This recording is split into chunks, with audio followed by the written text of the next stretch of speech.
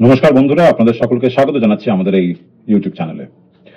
এই কালো জামা পরেই এবার থেকে এই আরজি করের যে কটা ভিডিও করতে পারবো, এই কালো জামা পরেই করব।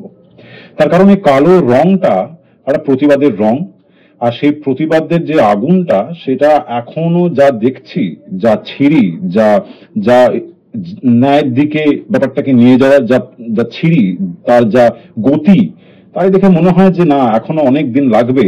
এই যুদ্ধ চালিয়ে যেতে হবে, এই যুদ্ধের আগুনটাকে জ্যান্ত রাখা খুব দরকার। আমি এই ভিডিওতে দুটো কথা বলবো।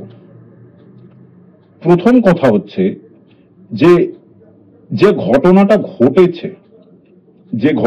ঘটেছে আরজি করে, 31 বছরের ইয়াং একটা ট্যালেন্টেড ট্রেনি ডক্টরের সঙ্গে, তারপর সেই জিনিসটাকে ধামাচাপা দেওয়ার জন্য সরকারের যে অভাবনীয় প্রচেষ্টা, সেইটা মানুষের মনের মধ্যে এমন ভাবে গেঁথে গেছে, এমনটাই ট্রিগার করেছে যে এরা যতই আর চেষ্টা করুক না কেন, এই আন্দোলন আর থামানো যাবে না।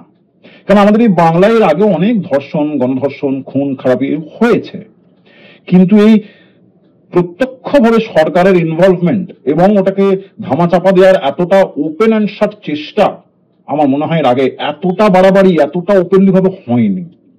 সুতরাং ঘটনার পরবর্তীকালে যে ওই জিনিসটাকে নিয়ে এগিয়ে গিয়েছে, ঘটনাটা যেভাবে ইনভেস্টিগেশনটা এগিয়েছে, আমার মনে হয় সেইটা ট্রিগার করেছে মানুষদের বেশ গভীরে। সুতরাং কালকেও আমরা দেখলাম বাংলার বিভিন্ন জায়গায় মানুষরা রাত্রিবেলায় নেবে রাত দখল আবার করলেন। আজকেও অনেক রকমের পরিকল্পনা আছে এবং এটা 14ই অগস্ট থেকে আমরা প্রায় দেখছি চলছে। ইনফ্যাক্ট মানুষের সংখ্যা বাড়ছে। এবং যেমনটা আমি বললাম যে শুধু কলকাতায় নয়, বিভিন্ন জায়গাতে, আমাদের এই বাংলায় বিভিন্ন জায়গাতে এই আলোচনা, এই প্রতিবাদ হচ্ছে। আমি দেশ বিদেশের কথায় যাচ্ছি না, কেননা আমার কাছে এই খবর আছে যে নিউ ইয়র্কেও হয়েছে, আমার কাছে খবর আছে যে রাঁচিতে হয়েছে, উত্তরপ্রদেশে হচ্ছে, লাদাখ পর্যন্ত খতরাটা ছড়িয়ে গেছে। এবার এই সিচুয়েশনে বাংলাতেই নর্থের দিকে, উত্তর বাংলায় একটি জেলা কুচবিহার, সেখানেও এই প্রতিবাদ মিছিল নিয়ে বেরোয়, রাস্তায় লেখালেখি হয়। এইরকম সময় বন্ধুরা, আমাদের যে সরকারের যে দল তৃণমূল কংগ্রেস, তারা ওই প্রতিবাদীদের উদম মার মারেন, রাস্তায় নেবে বেধড়ক প্যাদানি প্যাদান, বয়স্ক লোকদের উপরে গায়ে হাত তুলেছে, মহিলাদের ধাক্কা মেরেছে। এবং এই জিনিসগুলো কিন্তু আমরা ক্যামেরাতে দেখেছি। এদের অপরাধটা হচ্ছে এই যে এরা প্রতিবাদ করছিল, তিলোত্তমার জন্য বিচার চাইছিল।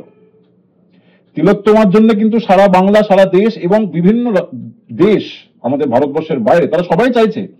কিন্তু এদের দৌড় যতখানি আছে আর কি, পাড়া প্রতিবেশীদের মধ্যে, কাছাকাছির মধ্যে, কুচবিহারে যখন ঘটনাটা ঘটে, এরা ওই প্রবীণ ব্যক্তিকেও পর্যন্ত মারতে দ্বিধা করেনি।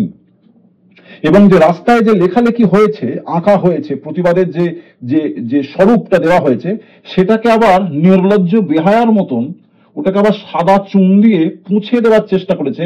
তার জন্য দুটি যুক্তি দিয়েছে। প্রথম, যে যেহেতু ওখানে তিলোত্তমা লেখা আছে, মেয়েটির মুখের ছবি আঁকা হচ্ছে, আর বিভিন্ন জিনিস নাম ঠাম আছে, তার উপর দিয়ে গাড়ি যাবে, তাদের হৃদয় ফেটে যাচ্ছে একেবারে। ওই জন্য যারা প্রতিবাদ করছে তাদের চট ছাপটা মারছে, বেহায়ার মতন ওই জিনিসগুলোকে চুন লাগাচ্ছে। আর তারপর যখন জিনিসটা পরিষ্কার ক্যামেরায় দেখা যাচ্ছে, তখন তৃণমূলের যে লোকাল লিডার ওখানকার, সে বলছে এরকম কিছুই হয়নি। এর থেকে বোঝা যায় এই দলটার মানসিকতাটা কেমন। এটা হচ্ছে এই ভিডিওর প্রথম দিক। আর এখনো কিন্তু ওদের এগেনস্টে কোনো অ্যাকশন নেওয়া হয়নি। আমার মনে হয় এবার অ্যাকশন জনগণের তরফ থেকে আসবে। আর এই অ্যাকশনটা কিন্তু এই সরকার বা এই দলকে ফেস করতে হবে। যে ছেলেটি চর মেরেছে ক্যামেরার সামনে, আমি তো মানে সত্যি আশ্চর্য হয়ে যাচ্ছি যে বয়স্ক লোকটার ঘাড়ের ওপর হাত দিচ্ছি, ঘাড়ের ওপর হাত তুলছো। ভাই, তোমাকে কি আর বলবো, মানে মায়া হয়, যদি সামনে পেতাম খুব ভালোভাবে বোঝাতাম, খুব ভালোভাবে। কিন্তু তুমি ওয়েট করো, সে সুযোগ তুমি আবার পাবে। দ্বিতীয় কথায় চলে আসি। গতকালকে নির্যাতিতার বাড়ির লোকেরা কয়েকটা বিস্ফোরক তথ্য সামনে নিয়ে এসছে। আমি পড়ে শোনাচ্ছি আপনাদের।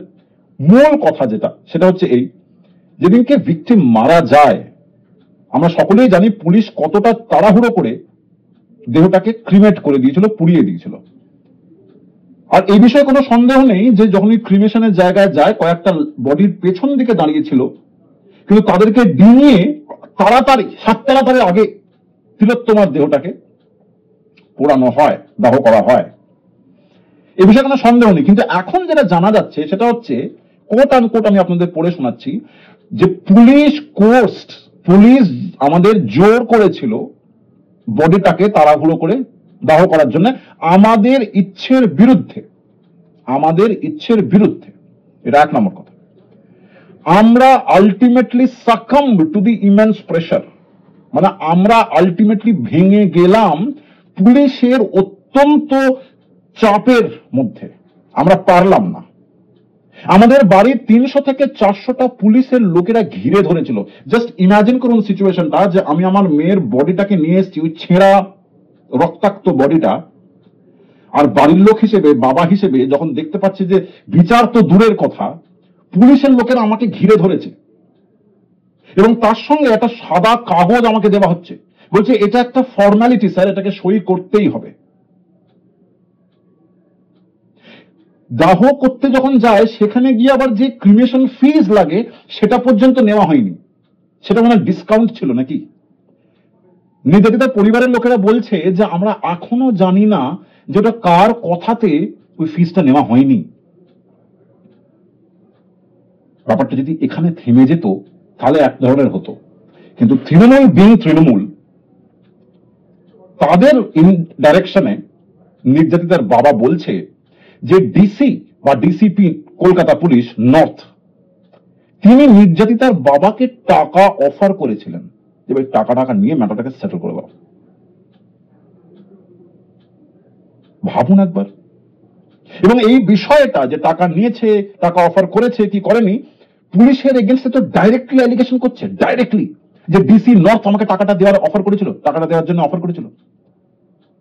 এই যে অ্যালিগেশনটা করছে আমি যদি মেনে নিই, তাহলে কেন এটার কাউন্টার উত্তর আসছে না পুলিশের তরফ থেকে? এখনো আসেনি।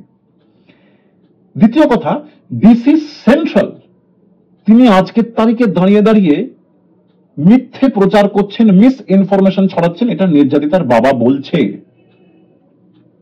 এবার যখন এই ঘটনাটা গতকালকে নির্যাতিতার পরিবারের লোকেরা বলে, তৃণমূলের গায়ে জ্বালা ধরে গেল, সরকারের গায়ে জ্বালা ধরে গেল, তো সরকার একটা কথা, এই জিনিসটাকে ধামাচাপা দেওয়ার জন্য বলছে, একটা নতুন ভিডিও নিয়ে এসেছে সরকার।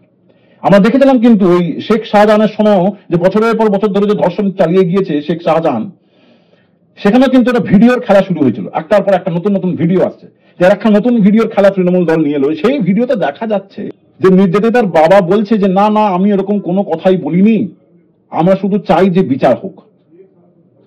ভাবুন। আর দুর্ভাগ্যের বিষয় হচ্ছে এরকম একটা নোংরা ফলস ভিডিওকে নিয়ে আমাদের রাজ্যের ইন্ডাস্ট্রিয়াল মিনিস্ট্রি বা মিনিস্টার শশী পাঁজা সেটাকে ক্যাপিটালাইজ করছে। তারপরে নির্যাতিতার বাড়ির লোকেরা ফাইনালি বলতে বাধ্য হলো যে ওই যে ভিডিওটা আপনারা দেখছেন, যেখানে আমি বলেছি আমার কিছু দরকার নেই, আমি শুধু জাস্টিস চাই, এই ভিডিওটা ওই দিনকেই তৈরি করা হয়েছিল যেদিনকে আমাদের বাড়িতে 400টা পুলিশ, 300 বা 400 জন পুলিশের লোক এসেছিল, সিভিল ড্রেসে এসেছিল, আমরা তাদের পুলিশ হিসেবে ধরে নিয়েছিলাম, তারা আমাকে জোর করে ভিডিওটা বানিয়েছিল। ভাবুন একবার।